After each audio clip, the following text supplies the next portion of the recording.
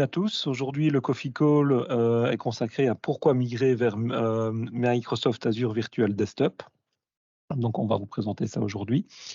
Pour les présentations, mon nom est Arnaud Adam. Pour ceux qui ne me connaissent pas, je suis ingénieur système depuis plus de 6 ans chez Computerland avec une spécialisation en Microsoft 365 ainsi qu'Azure. Petite présentation de Computerland pour ceux qui ne nous connaissent pas ou pas bien. Donc, Computerland a été fondé en 1980. On a 34 millions de chiffre d'affaires, environ 230 employés, 700 clients. Depuis 2020, on a été racheté par le groupe NRB. On fait aussi bien du Modern Workplace, du Cloud et Infra, du Business App, ainsi que de la cybersécurité. Et tout ça de façon transversale avec le support, la gouvernance et l'équipe Profile. Alors l'agenda d'aujourd'hui, donc on va vous introduire de ce que c'est l'AVD, les avantages, de la comparaison entre l'AVD et les solutions on-prem telles que Citrix, RDS, une petite démo, on va reparler de vos licences et on finira par les questions et réponses. Alors, qu'est-ce que l'Azure Virtual Desktop? En fait, l'Azure Virtual Desktop, ça va être une machine virtuelle qui va être attribuée soit à un utilisateur ou à plusieurs utilisateurs en mode multisession. On va pouvoir s'y connecter de n'importe quel appareil, donc aussi bien Windows que macOS, qu'un smartphone ou qu'une tablette, et de n'importe où et à tout moment. Donc c'est extrêmement facile, on y reviendra, mais on installe un petit client où on a une page web, login, mot de passe, et on a accès directement à l'Azure Virtual Desktop. Les avantages de l'Azure Virtual Desktop, donc comme je l'ai dit, l'accessibilité, on va pouvoir s'y connecter de n'importe quel appareil, donc c'est extrêmement facile. L'évolutivité, donc en fait, on va pouvoir monter en charge selon le nombre d'utilisateurs qui vont être connectés. On va y revenir, mais on va parler de scaling et de scale-out. Donc par exemple, on peut avoir une ferme de 5 AVD, de se dire, OK, on commence notre journée à 8h30, donc à partir de 8h, on va monter en charge. Et par exemple, à 20h, on va descendre, on va couper les AVD qui ne sont pas utilisés. Et comme ça, on va laisser un AVD allumé pendant la nuit. Comme ça, tout le monde pourra quand même s'y connecter. Si on a plus d'utilisateurs, un deuxième s'allumera automatiquement. Et comme ça, on va pouvoir, je veux dire, faire évoluer le système AVD. La sécurité, donc automatiquement, on va avoir l'authentification multifacteur et le chiffrement des données, si on le souhaite, et la gestion simplifiée. Donc, on va pouvoir gérer tout ça de manière centralisée. Par exemple, dans le cas d'un AVD, on va créer ce qui s'appelle une golden image, dans lequel on va installer tous nos logiciels, capturer cette golden image et déployer autant d'AVD qu'on le souhaitera.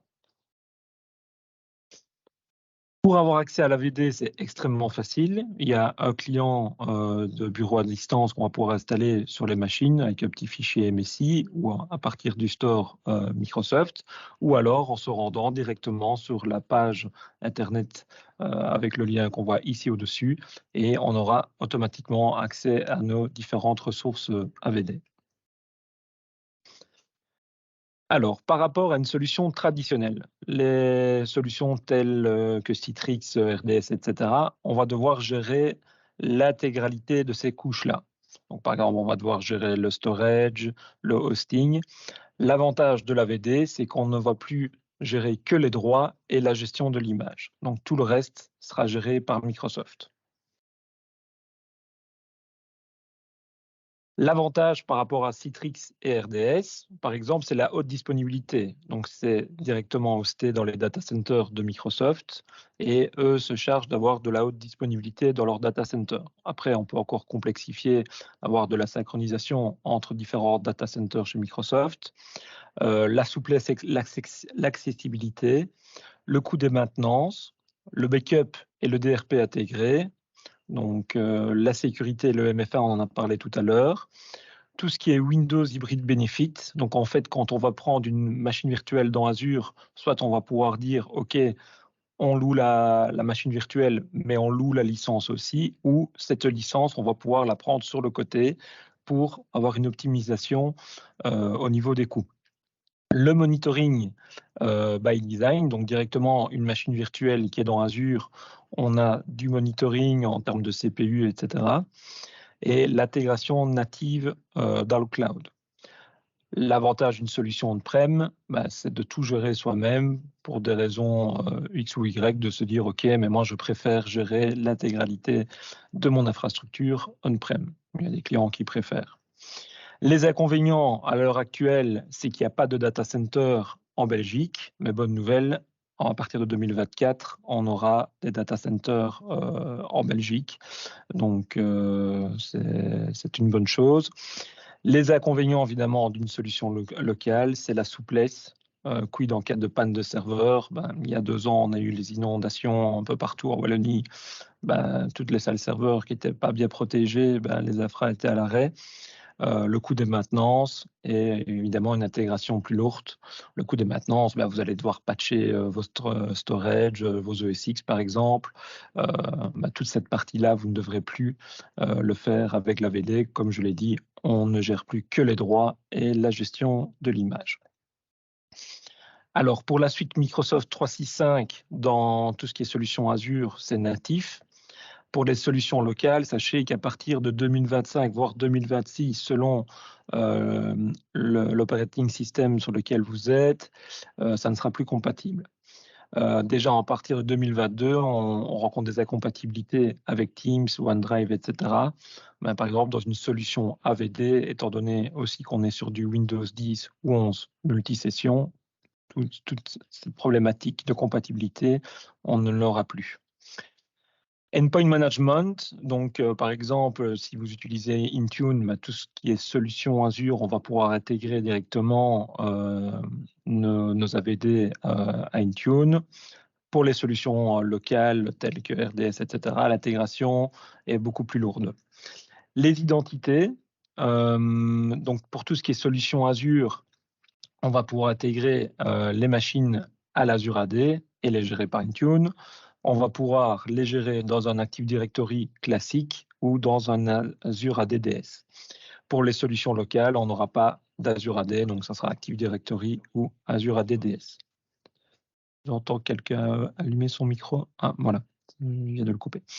Application layer, donc multi-session natif, donc c'est des images qui sont disponibles chez Microsoft Windows 10 ou 11 qui sont multi-sessions. Optimisation disponible, par exemple, on va pouvoir intégrer le WebRTC qui va avoir l'avantage d'utiliser les ressources locales de la machine et non pas celles de la VD. Pour les solutions locales, tout ce qui est Citrix VMware se repose sur des couches Microsoft plus la couche Citrix ou VMware. La facturation, donc orientée consommation, donc scaling, donc je vous en ai parlé tout à l'heure. Donc une machine qui va être allumée, on va la payer. Quand elle va être coupée, on ne va plus que payer que le storage. Et donc on va pouvoir vraiment optimiser la facturation selon le nombre de serveurs que vous avez. On va vous dire, OK, vous démarrez votre journée à telle heure et vous la terminez à une autre heure. Voilà, on va pouvoir mettre en plan du scaling et du scale-out. À côté de ça, on va pouvoir aussi, comme je vous l'ai dit tout à l'heure, optimiser aussi, prendre votre licence Windows sur le côté pour optimiser le coût de la machine virtuelle, où on va pouvoir aussi s'engager sur plusieurs années et par exemple se dire, OK, cette machine virtuelle-là, je vais la laisser allumer H24 et donc je vais par exemple m'engager sur 3 ans et on va faire des reserve instances 3 ans et à ce moment-là, que la machine soit allumée ou coupée, vous payerez le même prix, mais ça sera forcément beaucoup moins cher que si vous ne vous engagez pas. Les solutions locales, donc en général, on a une double facturation, on a les cales RDS, les cales Citrix et ne pas oublier que derrière, on a la gestion de l'infrastructure obligatoire et les coûts qui peuvent se cacher, comme je l'ai dit, le patchage, par exemple, du storage, des ESX ou autre. Alors, les cas d'utilisation de la VD, par exemple, le télétravail, c'est extrêmement simple. On n'a pas besoin de VPN. Donc, on installe un simple client sur n'importe quel PC ou on se rend sur une page web. on se connecte avec son adresse mail et son mot de passe et automatiquement, on a accès aux ressources de l'AVD.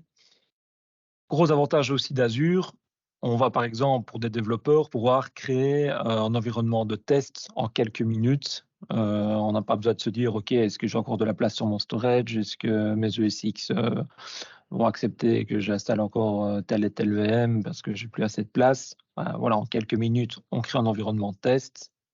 Ça fonctionne bien, on le garde. Si ça ne vous convient pas, on le supprime et on ne payera que à l'utilisation de cet environnement de test. Pour des applications spécifiques, par exemple, on a des clients qui font de la 3D et qui ont besoin d'AVD, par exemple avec du GPU. On va pouvoir créer des environnements comme ça, spécifiques, par exemple, pour des utilisateurs qui vont utiliser de la 3D. Alors, ce que je vous propose, c'est qu'on va faire une petite démo. Donc, je repasse ici sur ma connexion au portail Azure. Donc, environnement de démonstration extrêmement simple. Donc, on a 2 AVD ici pour la haute disponibilité. On a notre image AVD dans lequel on a installé tous nos logiciels, par exemple métier. On a capturé, on a déployé ici 2 AVD. On a un domaine contrôleur classique.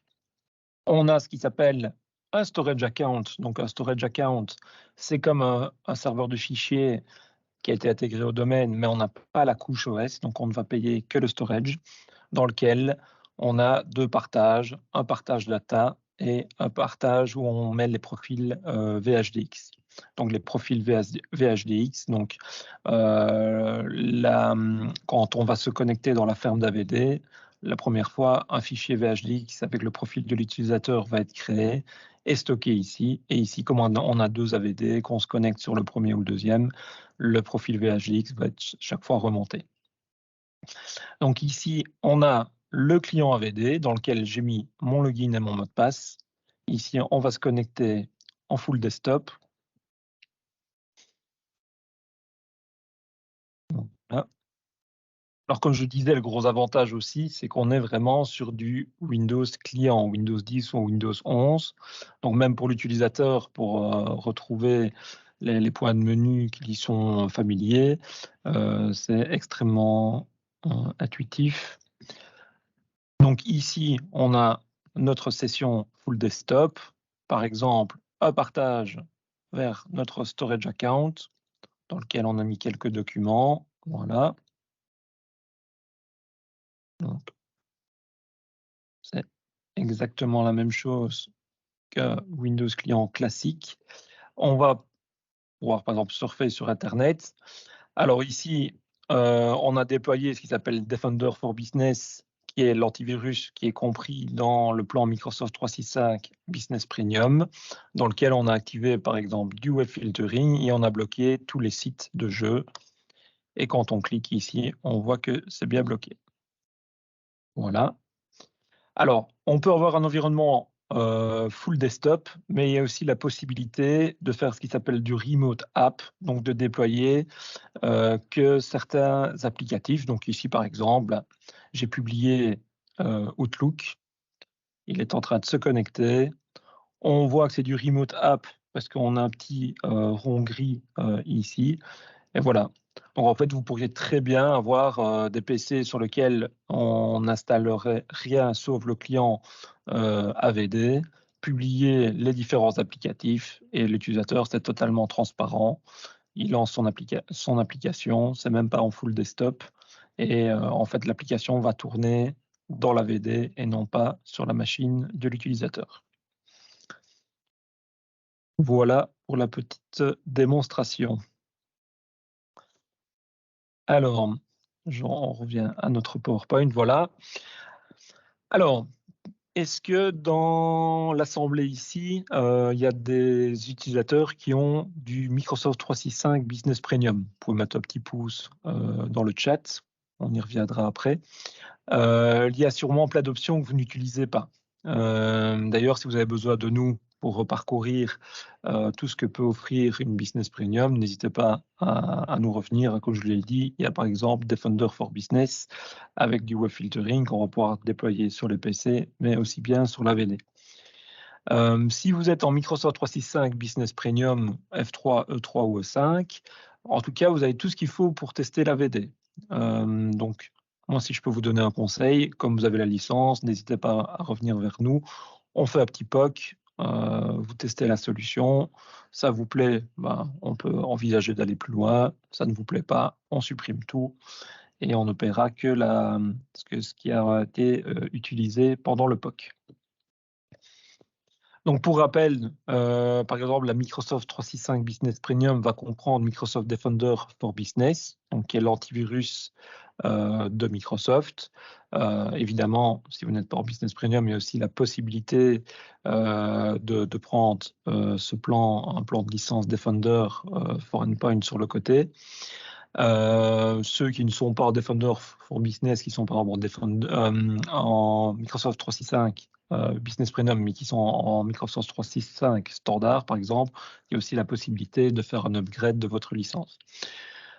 Pour rappel, la Business Premium, donc Defender for Business, et vous avez aussi Intune. Donc, Intune va vous permettre de gérer vos PC, de déployer des applicatifs, de gérer vos smartphones. Donc voilà, sachez qu'en tout cas, tous ceux qui sont en Business Premium, il y a énormément de services et en général, les clients sont étonnés de se dire « Ok, je paye pour ma Business Premium, il y a plein de choses que je n'utilise pas ». D'ailleurs, on fait beaucoup de migrations vers Defender for Business et remplacer les antivirus que vous auriez. Alors, petit rappel, Windows 2012 R2 ne sera plus supporté en octobre de cette année. Donc, si vous voulez gagner 3 ans de mise à jour, on peut faire ce qui s'appelle du lift and shift.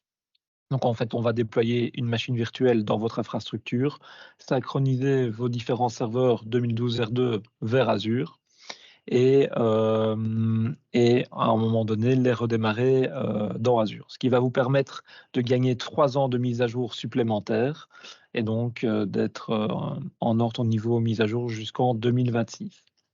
Donc, si c'est votre cas, n'hésitez pas non plus à nous revenir pour qu'on puisse un peu vous expliquer comment est-ce qu'on peut faire ça, mais c'est extrêmement simple. Comme je vous l'ai dit, on synchronise la VM et on la redémarre dans Azure. Et c'est transparent. La conclusion, c'est qu'Azure Virtual Desktop est une solution puissante dans le cloud. Ils offrent des avantages tels que l'accessibilité, on l'a vu, c'est extrêmement simple. On se connecte avec le petit client AVD ou une page web. L'évolutivité, donc gros avantage, c'est qu'on peut faire évoluer la solution selon les besoins. La sécurité, donc MFA et cryptage. Une gestion simplifiée. Et c'est une solution rentable et flexible. Alors, par exemple, si une société a 100 employés, on déploie une solution dans Azure pour ces 100 employés. Imaginez que vous allez commencer à engager. Une solution on-prem, ok, vous allez rajouter un petit peu de RAM, etc. Et puis à un moment donné, vous allez être un peu bloqué et vous allez peut-être devoir réinvestir dans des serveurs. L'avantage d'Azure, c'est que on coupe les machines virtuelles, on augmente la size, on les redémarre, ou on augmente par exemple le nombre d'AVD dans Azure, et comme ça, on adapte chaque fois par rapport à vos besoins. Et c'est extrêmement flexible. Dans l'autre sens, si vous avez 100 employés et puis que vous vous retrouvez à 50 et que vous avez investi dans une infrastructure qui va être surdimensionnée par rapport à vos besoins, l'avantage ici d'Azure, c'est que si vous passez de 100 à 50, on diminue le nombre d'AVD, on diminue la taille des AVD pour que ça corresponde vraiment à vos besoins.